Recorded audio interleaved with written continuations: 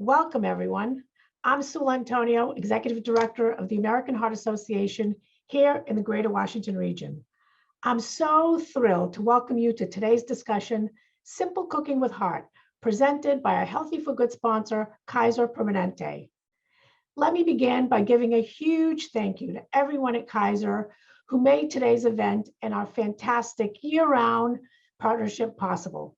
Thank you to KP President Ruth Williams Brinkley, our 2021 and 2022 Heart Walk Chair, Cynthia Cifuentes, and her amazing team of Betty, Marissa, and Teresa.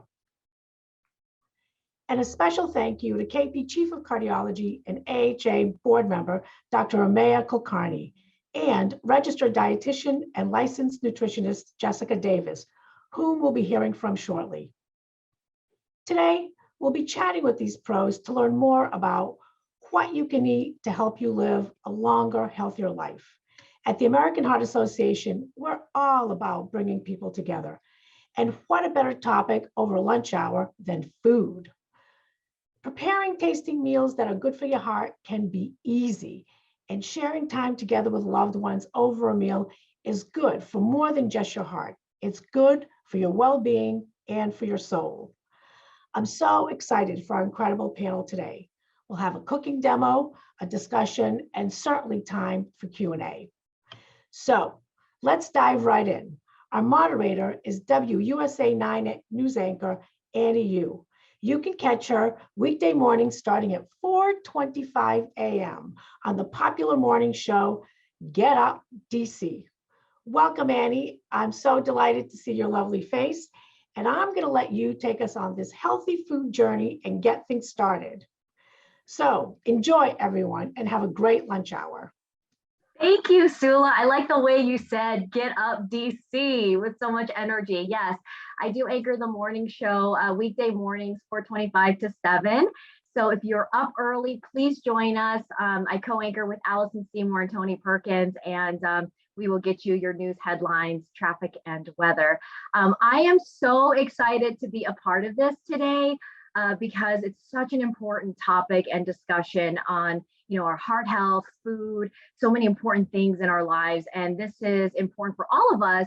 But for me, food is such a big part of my culture. It's what brings, my family together. I'm sure that's the same for many of you. And, it's what makes us feel good every day. It's what fuels us every day. And I know when I'm eating well, exercising, and taking care of my body, I feel good and I feel my best. And I wake up at 1 o'clock in the morning every day to get ready for the news. 1 a.m. is when my alarm goes off, and I'm just plowing through my day, and food is what gets me going. It's my energy, and it makes me feel really good. So I'm excited to learn so much today from our panel of experts.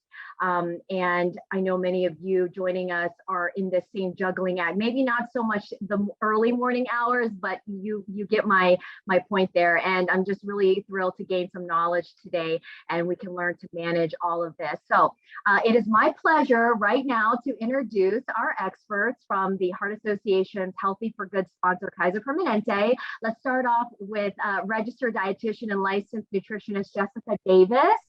Jessica, it's so good to see you. Also, let's welcome in Kaiser Permanente's Chief of Cardiology and American Heart Association Greater Washington Region Board Member, Dr. Amaya Kulkarni. It's good to see all of you. Hello, even though it's virtual. Hopefully one day we will meet in person. But what a wonderful gathering, and on such an important topic. And I just want to jump right in.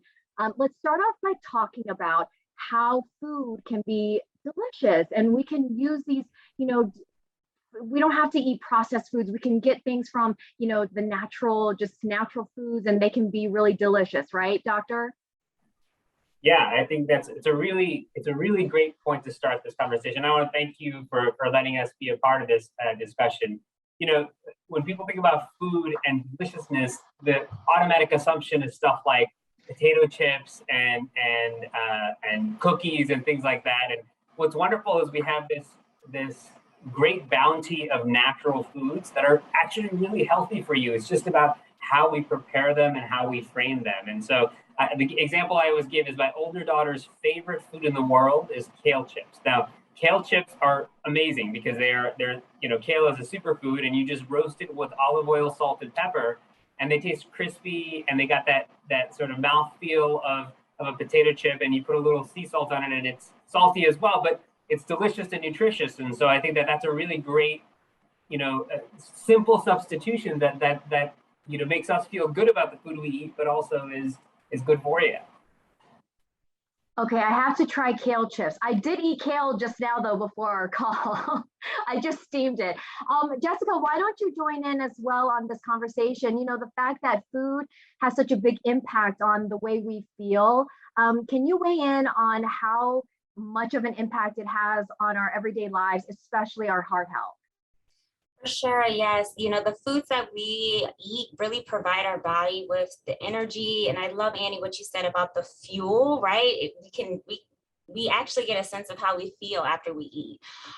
So those nutrients that we get from our food, it fuels us, but it also provides our bodies with the nutrients that we need, especially for very important organs like your heart.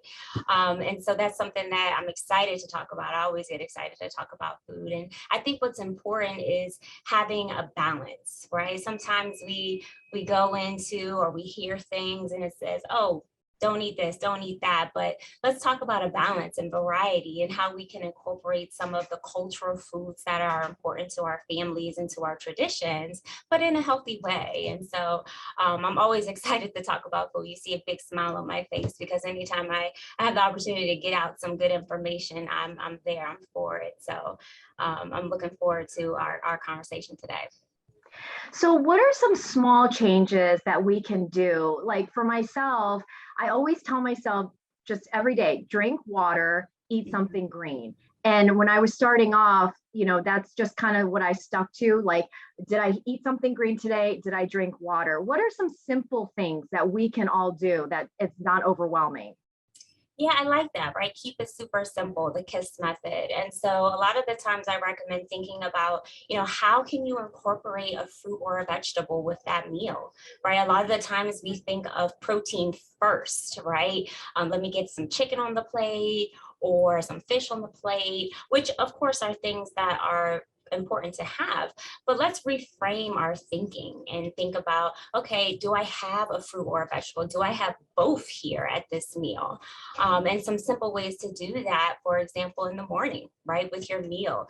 Sometimes breakfast meal, you're up, you're out the door, like you, Annie, you're getting up really early. Who knows, breakfast might not be something for everybody, but trying to get some fruit in at least if you're not able to get anything else, right? With breakfast, another option could be adding in some spinach to egg whites if you prefer a hot cooked breakfast right in the morning. For snacks, I also think this is a great way to add in some whole grains, like with popcorn, air popcorn, or lower fat popcorn, for example. Corn is a whole grain. It gets a bad reputation, but it's actually a whole grain. So something completely easy and fun to eat as well. Things like bell peppers, right? They're colorful, they're fun. I always say add that to your vegetables to make it look more exciting, but you can actually cut them, slice them. This is great for kids because you can dip it in things like hummus to give it a little bit more character and again, fun. And either one of you can weigh in on this. I often wondered, it's so hard, it seems, to meet those like daily nutritional needs. We're supposed to have X amount of potassium, X amount of this and that. Are smoothies a good way to get some of that into our daily diet, or does that take away any nutritional value? So I would like to take that question. So I always recommend, chewing your food if you can, right? If you have teeth and they work, chew those fruits and vegetables instead of blending them up. Of course, there's nothing wrong with having a smoothie, right? Especially if you're a person where maybe fruits and vegetables, you're a little leery on getting them in and you want to start off with that. But the idea is to really chew those foods and get that fiber and those nutrients from eating the fruits and vegetables versus blending it up. Okay, that's really good to know. I'm glad that you mentioned that chewing your food is good. Dr. Amaya, what is your opinion on intermittent fasting? Because I know that's something that a lot of people are doing these days.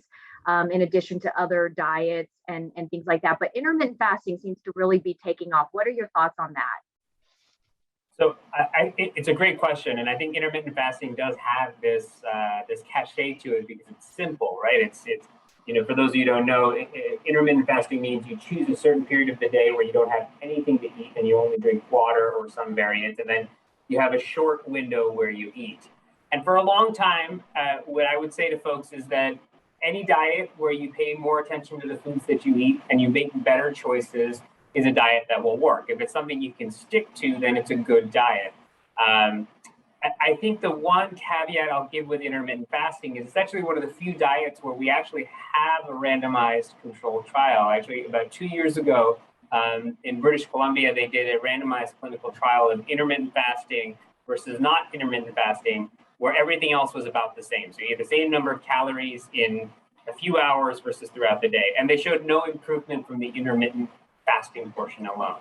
Now, with that said, I think it's still true that if you use intermittent fasting as a way to control the total number of calories you get in the day, and you're still getting all that good nutrition, the fruits and vegetables, the lean proteins, I think it's still potentially a good diet, but by itself, just intermittent fasting is probably not good enough. Jessica, I don't know if you agree with that. That's my perception. Yeah, Dr. Kulkarni, I like what you said about what works for you, right? So it's all about individualizing your food choices and seeing what works. If it doesn't work, then that's not going to be for you. Sorry about that. And what I would say is if it overall decreases the calories, right? So if you're a person that says, okay, I'm going to eat from 7 to 7, and that decreases all of the late night snacking perhaps that you were doing before, that's cutting out those calories. And of course, you're decreasing added sugars and sodium. So that is a healthy way of eating if that works for you. So I completely agree with you. That's really good insight. Let's talk about families and our picky little eaters. I have a 9-year-old daughter. I'm sure many of you have kids too. And I'm finding that as she gets older, she's getting more pickier and resisting certain foods. But I always try to offer her something on her plate that's new or something green, whether she picks at it or whatever. But I need some advice on how we can incorporate some of those, important fruits and veggies into our kids' diets.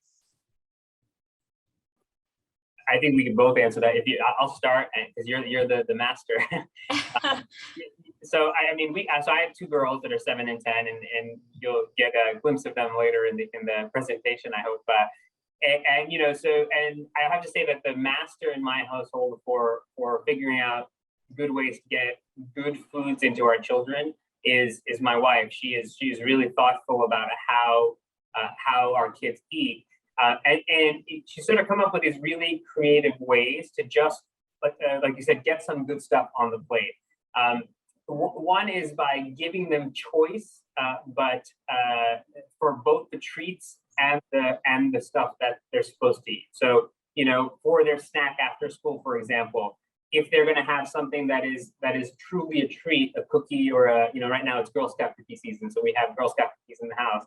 If we say you can have this treat, but before you have that, you should have the fruit or the vegetables and hummus. I think that's sort of one way to give them choice and ownership over what they're eating, while still having treats. The other thing is sort of preparations, because I think that a lot of people think kale is going to be something that's either going to be really chewy or you're going to saute it and it's going to be really soft and maybe not tasty.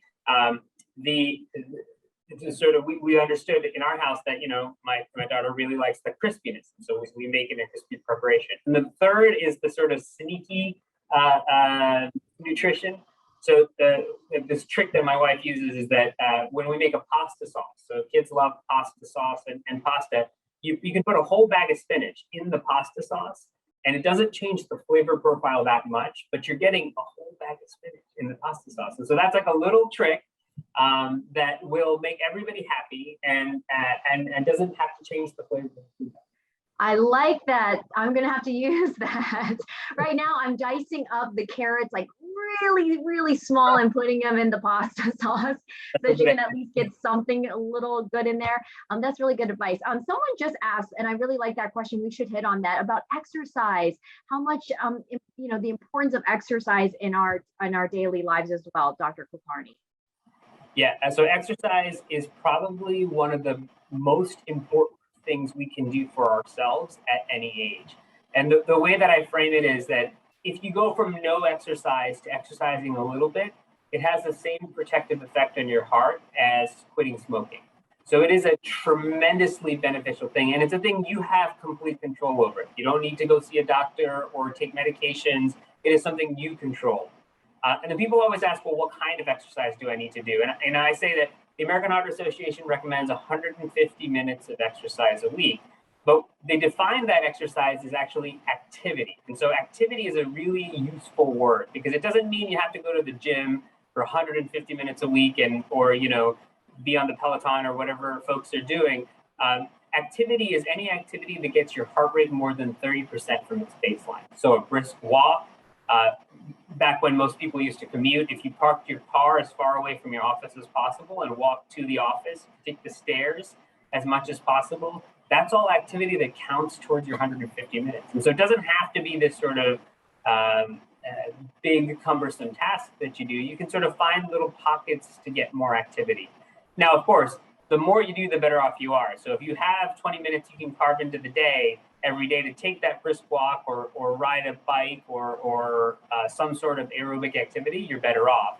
And somebody just mentioned exercises like money in the bank. It's absolutely true. It is probably one of the best preventative things we can do for ourselves. And I like to think it's like it has the same protective effect as quitting smoking. That's such a tremendous gift you give to yourself.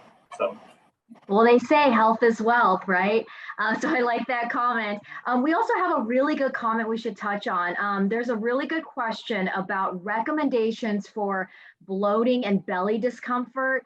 What foods can, reduce it or even increase it? Because sometimes I feel like when I have, like broccoli or something the night before, I do feel a little bloated the next day. I don't know if there's any, correlation there, but can you speak to any of those kinds of foods? Dr. Kulkarni, you want me to take that? Okay, so what I usually say is that it is very individualized again, right? So if you are feeling like you're bloated from eating particular foods, it may just even be eating a little bit less of that particular food, right? That might not be the food that you would have a whole half plate of, right? Maybe instead have a quarter plate of the broccoli and maybe a quarter plate of another type of vegetable like carrots, for example. You want to make sure that you're drinking plenty of water too, because when you increase the fiber in your diet, it's going to come with some GI symptoms related to that, right? It could be gas, it could be bloating. So you want to make sure you're drinking plenty of water as well, and make sure you're getting in plenty of exercise, right? But if you notice that there are certain foods that are making you uncomfortable, it could be just changing the amount that you have of them. Oh, okay, I was taking notes as you said that. Okay, I definitely want to get to this video of Dr. Kulkarni and his kids. So let's see what this meal prep video is all about, or do you want to just set it up for us real quick, Doctor? Sure. So over President's Day weekend, we were taking a short vacation to Miami, and we were with my sister and her family, and we have 4 girls between our 2 families, and they always want a snack after the pool. And so we're always struggling to find healthy snacks that'll work well. And American Heart Association has this awesome recipe book. If you guys haven't seen it, I highly recommend going. There's like hundreds of recipes on there, but there's this recipe for this super simple hummus and sweet potato chip. And so we decided to try it, and we made a video of it. And it is so easy and delicious. It's incredible. So check it out. We can talk about the recipe after we see the video. Okay, we're going to talk more about this. Let's roll the video right now.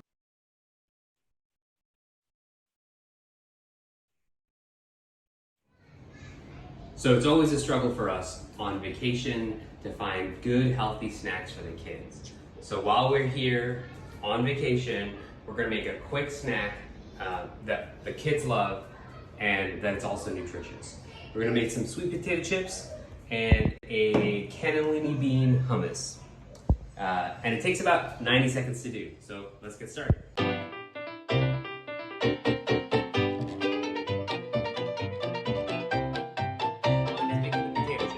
So we're going to use sweet potatoes here. Sweet potatoes are great because they have a lower glycemic index than regular potatoes, which means they're healthier. They also have more vitamin A and vitamin C. And we're going to add a little bit of oil to make the chips. So go ahead, Cookie, you can pour in the oil. Yeah.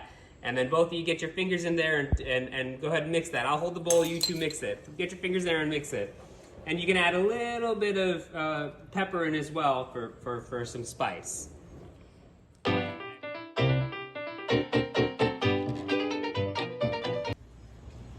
All right, so now we make the hummus. We got our two helpers, Layla and Shyla, to help us.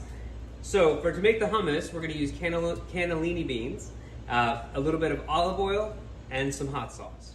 And that's it.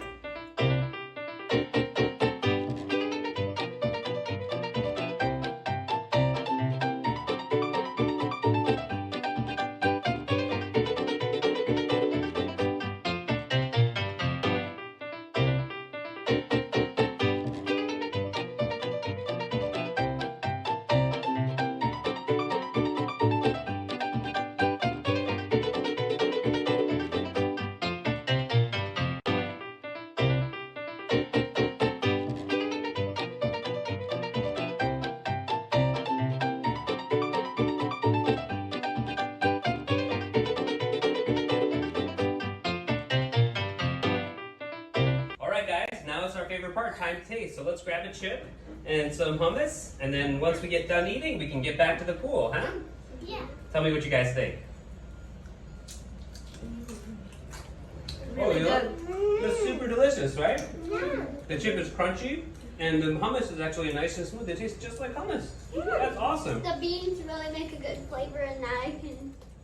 Yeah, the beans make a really good flavor, I agree. And you know, the hot sauce is not super hot either, right? So it's kind of delicious. All right, guys, that's a nice healthy snack. Should we go back to the pool now? Let's do it, all right.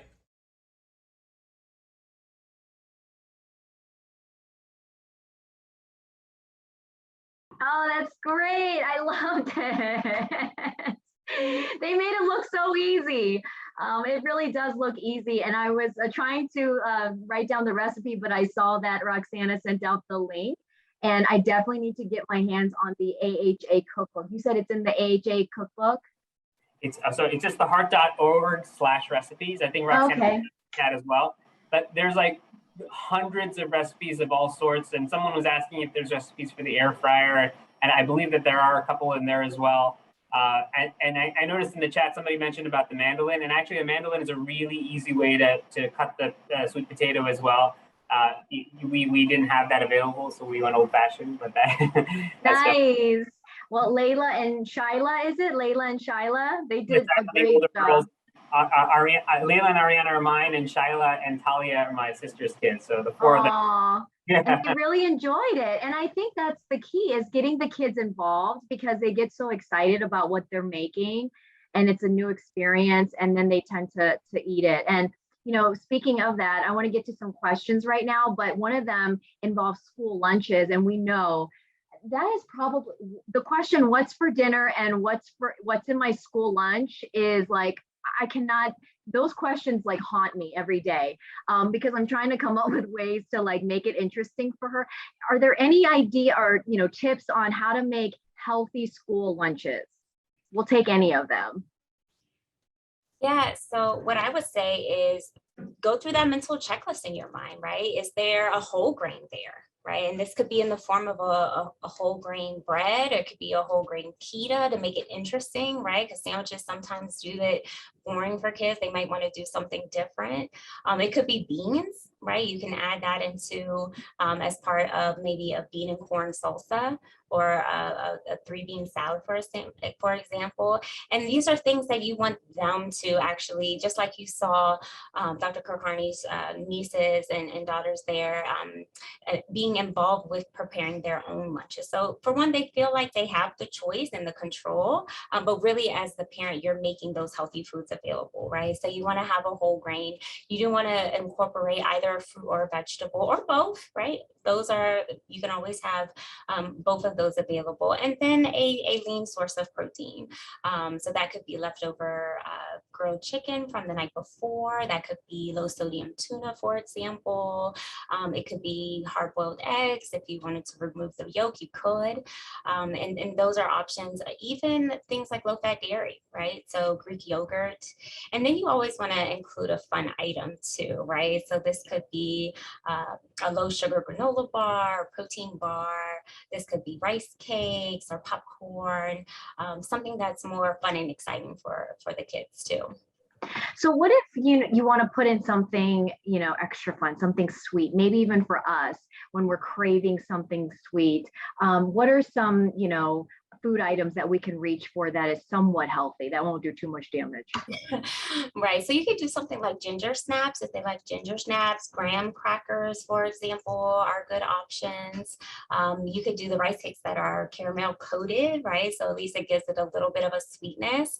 I also personally love doing berries or another type of fruit with whipped cream, although whipped cream, they might not last too well in the lunch, but for something after dinner as a sweet treat, that could be something that you add also. And before we wrap it up, the last question has to do with exercise. And I know we touched on it earlier, but I think someone asked in there, what are some tips for someone who doesn't necessarily really enjoy walking? Are there any other kinds of exercises that we can do to get that heart rate going? I mean, there is a world of activity out there, I think, that can be done. Certainly there's traditional aerobic activities. So in addition to walking, there's biking. Swimming is a fantastic low impact exercise. So if you are unable to sort of walk because of your knees or your hips and you still want to do some activities, water aerobics or swimming is a great activity. But what I say is that anything can get your heart rate up if you do it vigorously enough. And so, I make the joke with some of my patients that you should do squats in front of the TV. If you're sitting in front of the TV, just start by pacing in front of the TV as you're watching it, or do squats or push-ups while you're there. That's a simple way that gives you a little bit of activity. It's a start, and that's all we need is starts, and you can go from there. There's always more you can do. I think there's a lot of home-based, YouTube videos where people do exercises that are literally in your living room. One example is there's something called the 7-minute workout. It's a really great full body, high intensity workout. It's 12 exercises. You do it a couple of rotations, but it's all body weight exercises. So all you need is yourself in a chair at about 2 feet by 2 feet around you. And so it's a great way to sort of spend 7 minutes and do something intense that works your whole body, and you really can do it anywhere. Yeah, and I mean, who doesn't have 7 minutes for your health, right? Right. Jessica and Dr. Kulkarni, is there anything that either one of you would like to mention that you want our viewers to know that we haven't covered? So first I want to say thank you for this conversation. I feel like I've learned stuff on the conversations, which is awesome, from Jessica, and I feel like we should be having more of these, not just sort of in these sessions, but among your friends and family, because everyone has a good idea. And I noticed in the chat there were a bunch of like really great, thoughtful ways to do school lunches. People posted bento boxes, which is a fabulous idea because it gives the kids choice on what they eat. So I want to say that I hope the community conversation continues. But the other thing is that I think that when we talk about healthy eating or exercise, everyone thinks that it needs to be this large and daunting task. And I think that you just need to start by thinking of the first step you want to take. And that's actually the most important step. And so if you don't exercise at all, just deciding to walk 2 minutes a day, that's something. Parking your car far from your workplace or the shopping mall, or just deciding, let's say you're a soda drinker and you like the taste and the flavor of soda, just deciding to replace soda with sparkling water more than 50% of the time.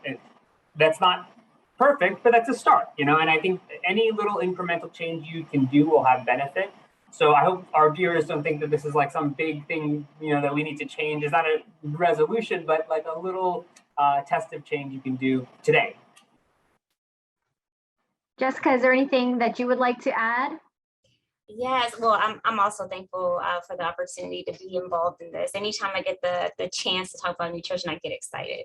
But one thing that I would add is also giving yourself some grace, right? So if you decide that, you know, this might be a meal that you're gonna, or a celebration that you're having, holiday or what have you, you know, that's okay. And know that for the very next meal, right, you have the opportunity to make healthy choices again. And that's what's so great, right? You have these opportunities and choices all throughout the day. And so if perhaps you make a less healthy choice for this particular meal, you know that, okay, next meal, back on track. Yes, very important to know that and to keep in mind. And Dr. Kulkarni, I like the way that you really, you know, kind of worded that. It doesn't have to be daunting. It can be fun, a simple start. Just get started. You know, it took me a while to get started, but once I did, I got addicted and I started challenging myself to like learn more and do more. So I'm definitely gonna try out the sweet potato chips. So thank you for introducing me to that.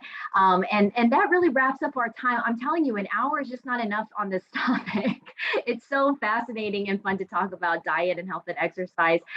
Thank you so much to the both of you for weighing in today and spending time with us and sharing your expertise. It's been a pleasure. And I hope that we can all walk away feeling like we've, you know, learned at least one thing and we have a takeaway and we can get started today. I want to also thank everyone who joined us today on this program at WUSA 9 Get Up DC. We're happy to partner with the American Heart Association on all these talks to educate and inspire. And just a reminder that these Healthy for Good conversations are presented by Kaiser Permanente. And remember, it's the first in a series around the following topics. So eat smart, move more, and be well, right? So it's eat smart, move more, and be well. All great discussions. And as we mentioned earlier, coming up on April 6th, mark your calendars at 5:30 p.m. April 6th, 5:30 p.m. We're going to focus on physical activity. Some of you were asking about exercise. So this one really focuses on physical activity and how you can move more and make small changes that can add to big results. And then in May, we'll host another conversation around being well-being, how to reduce stress. That's big for me. I need to find ways to reduce stress. It's a topic that I think a lot of us can relate to. But just again, a huge thank you to everybody, including Kaiser Permanente, for the support of the American Heart Association, Greater Washington region. And keep an eye on the local AHA social media pages for all of this information. And also heart.org. Heart.org is where you can go for all the great information. But thank you, everybody, and happy Tuesday. It's Taco Tuesday. Maybe we can make a healthy taco today. How about that? I love that. Thank you so much, Jessica and Dr. Kulkarni. Thank you, everybody. Bye-bye.